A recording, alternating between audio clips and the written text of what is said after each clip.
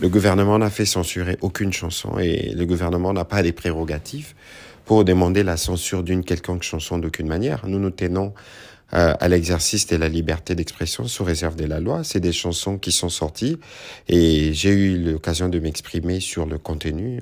Pour nous, c'est une décision qui nous a surpris. Nous avons lu comme ça et donc voilà, nous on n'est pas dans ces types de méthodes, non, pas du tout. Les dispositions de la loi précisent que toute chanson doit être déclarée à la commission de censure.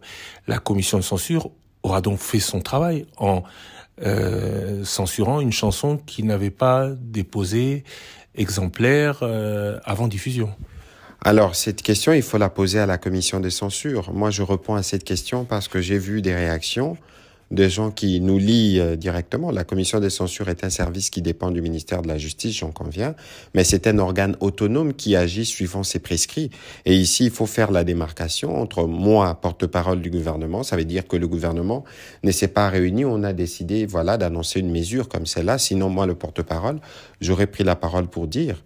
Et donc, la commission de censure a agi suivant ses codes, suivant ses règles. J'espère qu'elle pourra s'expliquer demain pour dire comment, qu'est-ce qui a motivé les décisions qui sont prises. Ici, il faut marquer tout de suite la démarcation entre le gouvernement et la commission de censure, qui est un service qui dépend du ministère de la Justice. Aujourd'hui, doit-on parler d'application des dispositions de la loi ou d'une décision qui aide les autorités à censurer cette chanson? Mais quel intérêt nous avons à censurer cette chanson? C'est une expression de ras-le-bol des jeunes. J'ai eu l'occasion de m'exprimer déjà à ces sujets. Nous, en tant que gouvernement, nous sommes interpellés par les contenus de cette chanson.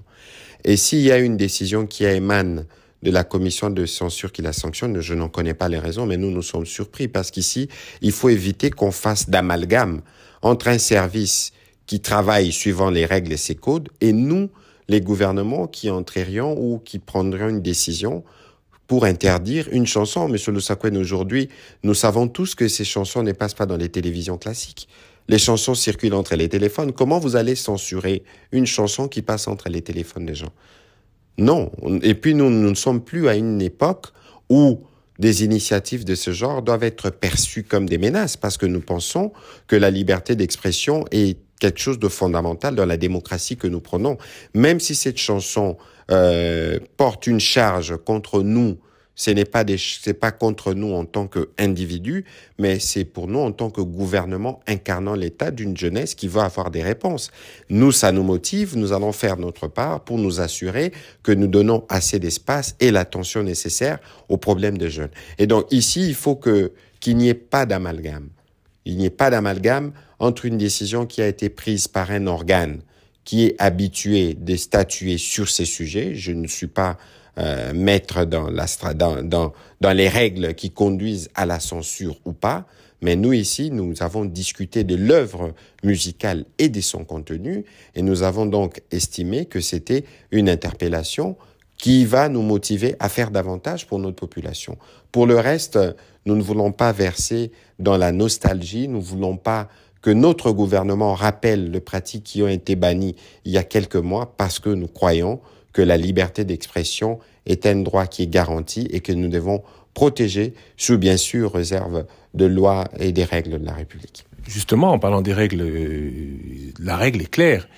Est-ce qu'aujourd'hui, autre temps, autre mœurs selon ce que vous dites, vous n'êtes pas en train de profiter de ces lois pour être différent de ceux qui faisaient la même chose hier? Nous ne pouvons pas profiter de la loi pour faire ces choses. Finalement, on va rester dans un cercle vicieux. Lorsque nous, on parle de changement de narratif, on ne parle pas de changement de narratif simplement parce qu'il faut avoir un slogan. On parle de changement de narratif parce qu'il faut changer, y compris la manière d'appréhender certaines choses, surtout quand on vous critique. Et donc aujourd'hui, si la population est excédée par la situation de misère et qu'elle estime qu'elle a le droit de s'exprimer, il faut la laisser s'exprimer parce que je crois que ça procède à une forme de défoulement et d'interpellation.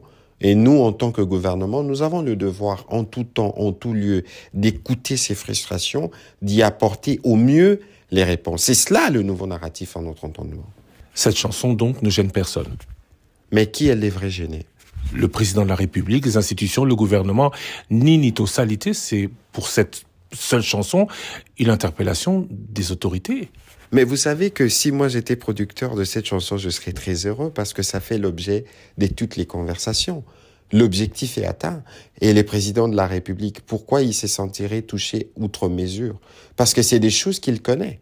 C'est des choses que nous connaissons, nous côtoyons la misère au quotidien. C'est pour ça que nous travaillons d'arrache-pied pour y apporter des réponses. Et donc aujourd'hui, malheureusement, cet incident, quelles que soient les bonnes raisons qui peuvent avoir motivé ces décisions de la commission de censure, rappelle une certaine époque. C'est vraiment dommage. Mais moi, ministre de la Communication, ou le Premier ministre ou le Président de la République, nous ne nous sentons pas personnellement visés par ce qui est dit là-bas. Nous nous sentons visés parce que nous incarnons l'État. Ça aurait été Christian Lusakwenno, ça aurait été les jeunes eux-mêmes qui chantent. S'ils étaient au gouvernement, ils auraient pu avoir des interpellations de ce type. Et il faut le prendre positivement. Il faut considérer que ça procède de la vitalité de notre démocratie et voir dans quelle mesure on pose des actes pour rassurer nos populations et pour montrer que nous travaillons à remédier aux problèmes qui se posent.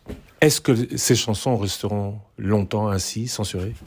Je ne saurais pas vous répondre à cette question parce que je ne suis pas l'organe de censure. Je connais pas toutes les règles qui doivent être suivies et respectées scrupuleusement par des artistes avant qu'une sanction ne soit produite. Mais selon vous.